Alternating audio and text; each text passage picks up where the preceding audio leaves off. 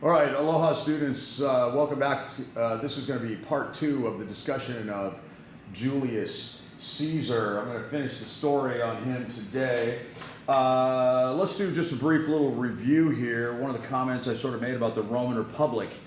Maybe you recall this diagram that we all did, and this was the 3-branch system of the Roman Republic, and this has to do with the story of Julius Caesar, of course. The way we did this, you recall that there were consuls, a senate, and an assembly, and we sort of drew this onto this charts, if you will. We highlighted the names of the patricians, the upper class, the landowners. We highlighted the term the plebeians, the common people. The plebeians could only participate in the assembly. We drew these arrows. Recall this, the discussion of checks and balances we've had all the way back to the Athenian assembly, how each branch could check the other one. Now, I have sort of made this, I made the argument that there is a flaw. We, of course, did the American 3-branch system, and one of the things about the American 3-branch system is that today, American citizens have sort of a voting say on 2 of the 3, the legislative and the executive branch. In ancient Rome, and again, should be review for you, Roman citizens really only have a say on 1 branch, and that's the assembly. And there was voting for local assembly people to go be represented in the Roman system. But you can see the problem that I've made the argument is that the Senate therefore had way too much power. Why did they have too much power? Because they were isolated, dare I say they were insulated from the regular people. The regular people had very little say on what the Senate could do because the Senate is so far removed from the citizens. So the wealthy landowners who already saw themselves as aristocrats and different from the common folks continued to think that, and this system perpetuated it. And especially because, if you recall, senators got to hold office for life, okay? And so that was a big, super important aspect of this setup, which goes all the way back to the formation of the Senate back in the days of Romulus. All right, so the landowners, the patricians, I would argue, didn't really understand the regular citizens of Rome. And this is the problem, that this is going to manifest itself in the life of Julius Caesar. I would argue that Julius Caesar, who was up here at this time we're talking about, remember, he had been named dictator for life. So we have Julius Caesar, the Senate, and the assembly. I would say, even though Julius Caesar came from this patrician background, he was a patrician who understood the citizens. He understood the common people. He understood the plebeians. That's one of the reasons why certainly he was extremely popular. Okay, so now let's continue with the story and see what happens exactly. I think you pretty much know this. What's generally going to happen. I finished the other time with the discussion that Julius Caesar had allowed plebeians into the Senate, the first time that had really been done, really for 2 reasons. One, it would make him even more popular with the common people, but number 2, he probably understood he needed some personal protection. Well, this sort of falls by the wayside. Obviously, it doesn't work because we know what happened. He was eventually assassinated by senators. Senators are the ones who actually, assassinate him, and they do it on March 15th, the year we call 44 BC. They didn't call it that, we call it that. 44 years before, really, in essence, the birth of Christ. Not exactly, but generally. All right? We call this day was known as, at the time, the Ides of March. And when I discuss the calendar coming up here in just a little bit, I will come back to this concept of Ides. Ides basically means the middle. All right? So this day is forever known as the Ides of March. Okay, so how did it happen? Where did it happen? It actually happened in sort of a funny way, sort of an ironic way. The Senate building that was typically used was under repair at this particular time. So of all places, they had decided to move the Senate meetings to a building called Pompey's Theater. And yes, you should remember this guy, Pompey. Pompey was the one, he was the consul general who was assassinated in Egypt after he had lost a civil war to the forces of Julius Caesar. This was a building, this is what these patrician guys would do. They would have buildings built that were for the public good. This happened to be a theater. So of all places, this is where Julius Caesar is assassinated. The lead conspirators were two guys.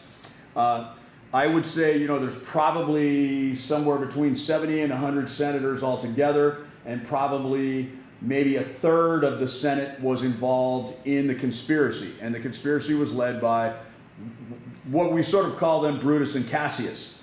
And Brutus was the recognized leader. All right, and the way this worked was that about 24 senators all got, first thing in the morning, as soon as Caesar walks in, the senators gather around Caesar and they start asking him to change a decision that Caesar had already made.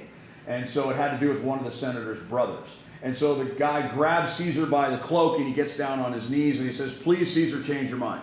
And Julius Caesar says, "No, I'm not going to change my mind." And then another senator grabs Caesar's cloak, his clothing, and takes a knee in front of him, holds the cloak, and says, "Please, Caesar, change your mind for this guy's brother." And Caesar says, "I am not going to change my mind." And so this happened with a few other guys. And these guys are basically grabbing a hold of Caesar's clothing. If you can imagine this, a number of them are grabbing his clothing and kneeling, and it's kind of holding Caesar in place. Like he can't move as easily because his clothing is being held down.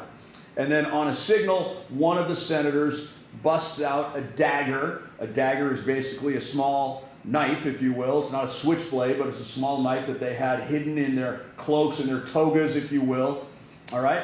And he stabs Caesar. Then the rest of the guys all pull out daggers as well. And it is said that Caesar had, and when it was all said and done, he had 23 stab wounds, of which really one was bad enough that it killed him, one up in the neck area. It is said that Brutus was the last one to stab him. And the reason why is that Brutus and Julius Caesar were very close, were friends.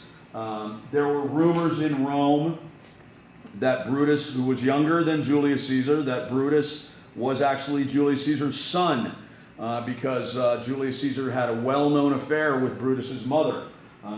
Some people argue that it was Brutus's mother who sort of really pushed her son into this situation. And I should say there was a lot of pressure on Brutus. Brutus was somebody, Brutus by all accounts is a tragic figure in this whole thing. Brutus was somebody who really sort of believed in the Republic, and there was a lot of pressure on Brutus. And one of Brutus's ancestors was this man right here, also named Brutus. This is not the Brutus that kills Julius Caesar, but this is Brutus's ancestor, a guy named Brutus. And this guy goes back to when Rome formed, when Rome rose up against their last king and kicked him out. This guy named Brutus was the one who kicked out that guy. And so there was a lot of pressure on Brutus to live up to his ancestor's name and his ancestor's legacy of making sure that there was not going to be a king or an emperor. And the pressure on Brutus was immense. And of course, he did actually do this. And one of the great ironies as well is as Caesar falls dead, he falls dead at the foot. There just happened to be a statue of Pompey right there, and that's where Caesar falls dead, at the foot of the statue of Pompey. Okay? Now the story goes that the senators who conducted this, and look, there were many senators had no clue this was going on, had no idea. But the senators that do conduct this, the 24 or so, they, as soon as they get done, they run out into the streets and they literally announce what they have done, and they yell liberty, as a matter of fact. They start screaming liberty, and they tell everybody what they've done, and they expect the people to be happy about it. And they have the total wrong clue about what's going to happen. The people are shocked and dismayed, and they're scared, and they're angry. Okay? Now, I'm going to introduce a new character, somebody that is going to be, we're going to get to and I'll be referred to, and his name is Mark Antony. And Mark Antony is known for a speech he gave the next day at Julius Caesar's public funeral to the people of Rome. Mark Antony was a soldier that fought with Julius Caesar in Gaul. He was tough as nails. He was he's a very interesting character, very tough. But he had his own political aspirations as well. And so it is true that he gave a speech. This is immortalized in the Shakespeare play. The high point of the Shakespeare play is Mark Antony giving the Shakespeare play, Julius Caesar. The high point of that is Mark Antony giving his speech. And in the speech, by all accounts, this is also true. Mark Antony read part of the will of Julius Caesar. And it is in fact true that in the will, Caesar did give money to citizens of Rome. He didn't give all of the family money away, but he did give some money literally to all the citizens of Rome and some soldiers as well. So this gives you an idea how wealthy the Julii family really was. Okay, so what's the importance of this whole story? Okay, well, I would sort of say that the first thing we should kind of keep in mind about Julius Caesar is that he expanded the Roman Empire. This is the conquest of Gaul. Remember what we would today call modern-day France. He conquers Gaul. This expands the Roman Empire, which was already an empire by this time. Eliminates a dangerous, what the Romans feared as a dangerous enemy. The Gauls were a dangerous enemy. Okay. The second thing I would say is that I want to address this thing. It's called the army loyalties issue. And this is a flaw of the Roman times, and this will be a flaw of the Roman Empire. Really, it's sort of a flaw the whole time, but it gets worse as time goes along. And what this means is that for a long time, and it's just going to get worse, men who joined the army, they were loyal to their general more so than they were to Rome itself. They're Roman soldiers, but they are really the soldiers of the man. Okay, so these guys who went into battle in Gaul with Julius Caesar, Mark Antony included, I might add, were certainly Roman soldiers, and they carried Roman banners, and they had Roman training. But they were loyal to Julius Caesar first. Why? Well, in many cases, these patrician generals were wealthy enough that they were the ones who actually paid their soldiers.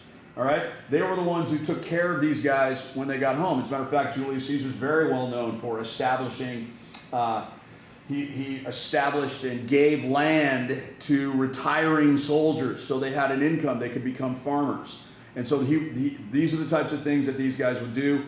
So the Roman soldiers understood who really took care of them. And I would say, you may say, well, what's the big deal? Well, this is going to cause civil wars because men with armies think they can do things and think they're powerful and think they should be the most powerful. So this causes civil wars. Civil wars in Rome will get worse and worse over the course of time.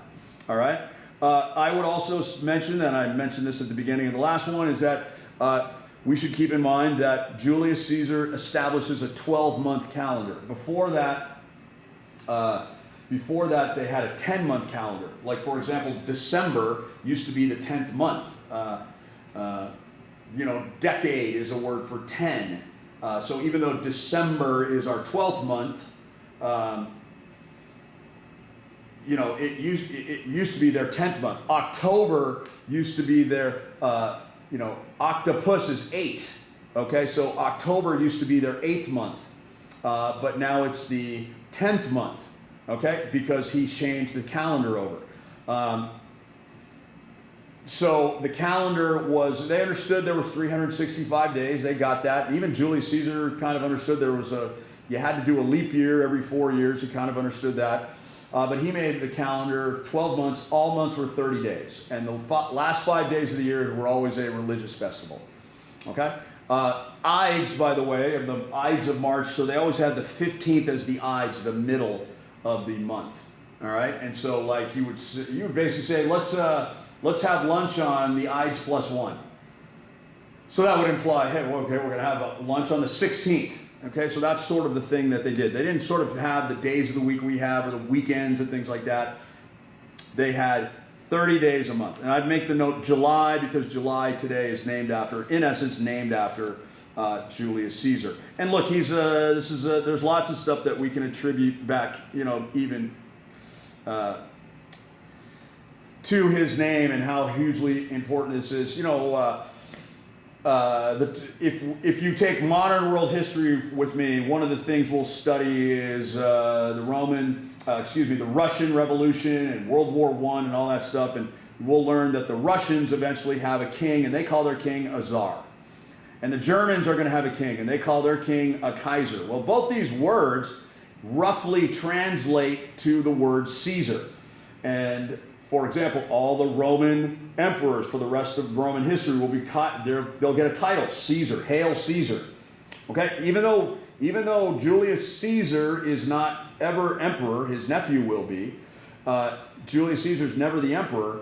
This is a hugely popular term. How many of you all are cesarean section babies? Well, Julius Caesar was apparently one of the very first children birthed by this medical technique called what we now today call cesarean section.